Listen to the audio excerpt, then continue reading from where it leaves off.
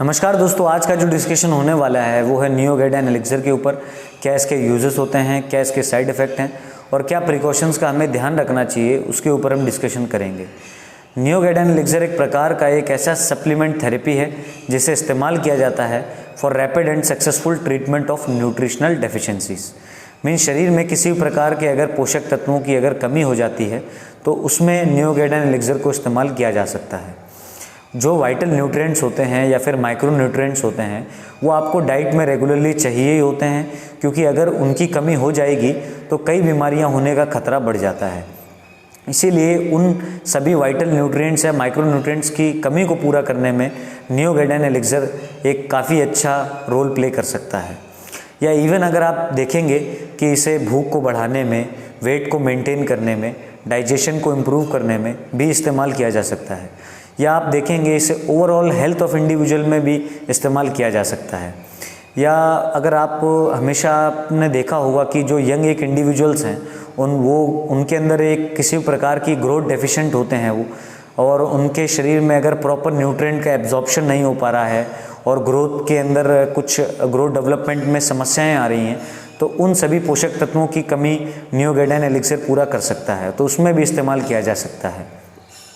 या even pregnant women के cases में भी हमेशा इसे इस्तेमाल किया जा सकता है, लेकिन ओनली ऑन डॉक्टर्स एडवाइस। अगर डॉक्टर एडवाइस करें तो ही इस मेडिकेशन या सिरप का इस्तेमाल कर सकते हैं आप। या इवन अगर पेशेंट को डाइजेशन की समस्या हो या फ्लोटुलेंस की समस्या हो तो उसमें भी इसका काफ़ी एक अच्छा रोल होता है।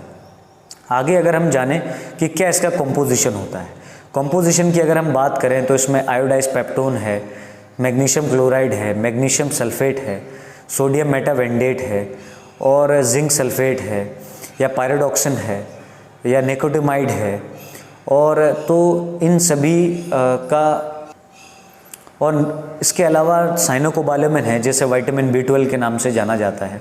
तो ये सभी इसके कॉम्पोजिशन हैं। आगे हम जानें कि क्या इसके यूजेस होते हैं। यूजेस की अगर हम बात करें, ये एक तरह से एपेटाइट स्टिमुलेटर होता है। मीन्स अगर आपको भूख बढ़ानी होती है, एक तरह से एक पेशेंट के अंदर जिन्हें भूख लगती नहीं है तो उसमें नियोगेडाइन एलिक्सर को इस्तेमाल किया जाता है।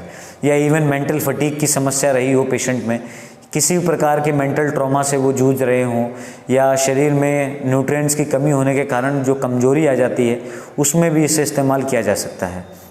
या इसे वेट को मेंटेन करने में भी इसे इस्तेमाल किया जा सकता है। या अगर आप देखेंगे पेशेंट जो कॉन्स्टिपेशन से जूझ रहे हों या फ्लोटुलेंस गैस की समस्या हो, तो कॉन्स्टिपेशन यानी जो कब्जी होती है या लंबे समय तक पेशेंट्स का एक जो डाइट होता है वो इम्प्रॉपर होता है, तो उसमें भी नियोगेडाइन एलिक्सर को दिया जा सकता है।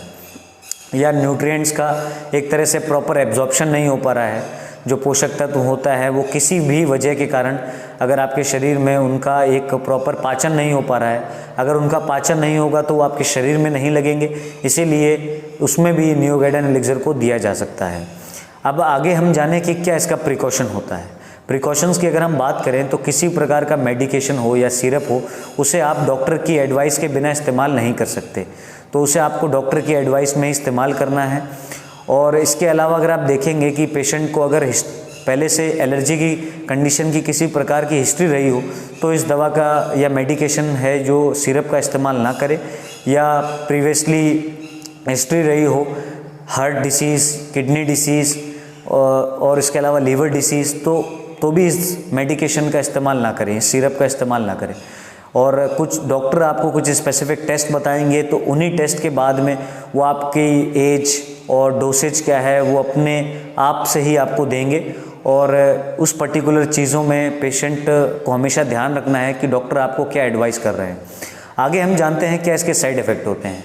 तो साइड इफ़ेक्ट इसके अंदर वो पेशेंट टू पेशेंट वेरी करते हैं, पर जो बेसिक साइड इफ़ेक्ट हैं तो जो कॉमनली दिखते हैं, नौजिया है, वॉमिटिंग है या डायरिया देखने को मिल सकता है। तो ये कुछ नियोगेडाइन एलिक्सर के बारे में हमने होप पूरा प्रॉपर करने की कोशिश करी। Hope you like the video. Thank you friends.